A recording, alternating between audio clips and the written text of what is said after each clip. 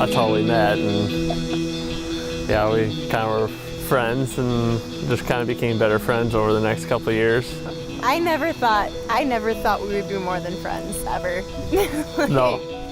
No, I thought you would always just be a guy that I knew and was friends with, but I never thought there would be more there. So Yeah.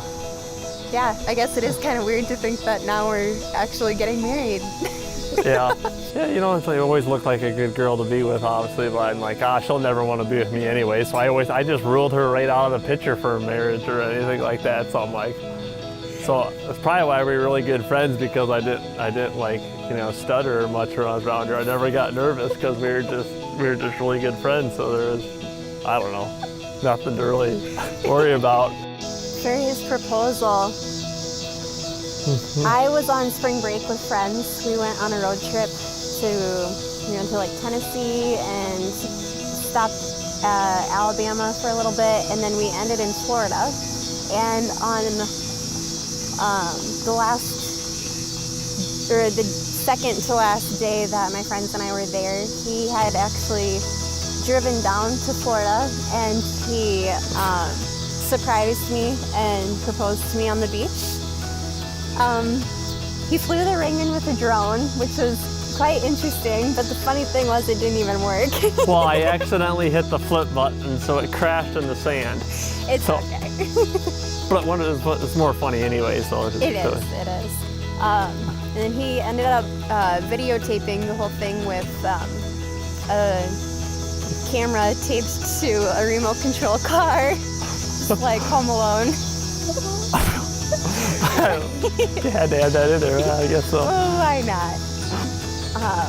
He brought his guitar along and was playing it and singing to me, and yeah, it's pretty cool. I had the rose is shaped like a heart in the sand, and I just texted her to come sit in the heart with me, and so the heart was big enough for our both to sit in. Oh yes, there are definitely quirks. I mean, he wouldn't be human if there weren't quirks about him that I didn't somewhat get annoyed with. I call them dad jokes. His jokes that he thinks are hilarious, but are really not funny at all.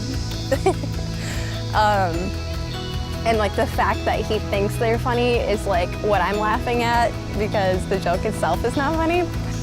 So sometimes with, for instance, eating brownies and stuff, she'll just all of a sudden get a craving, and she'll go buy a whole little tub of chocolate frosting and start eating out of there. And it just kind of makes me laugh. It was always very important to me that the man that I marry someday is a Christian. And so the fact that I was able to find a Christian man who has all those other qualities that I was looking for was just, it was awesome. I knew that she was a, you know, really strong woman for God. That's why my heart set on her.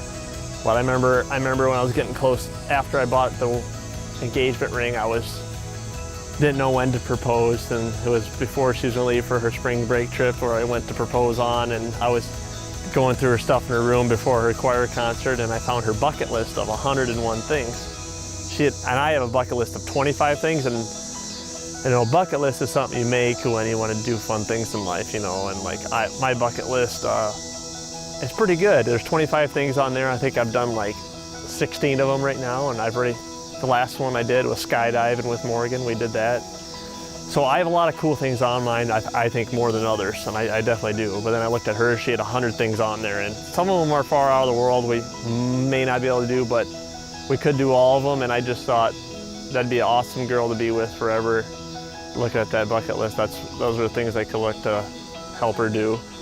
That was a pretty neat thing, and so Morgan's definitely an adventurous person, more than a lot of girls, so just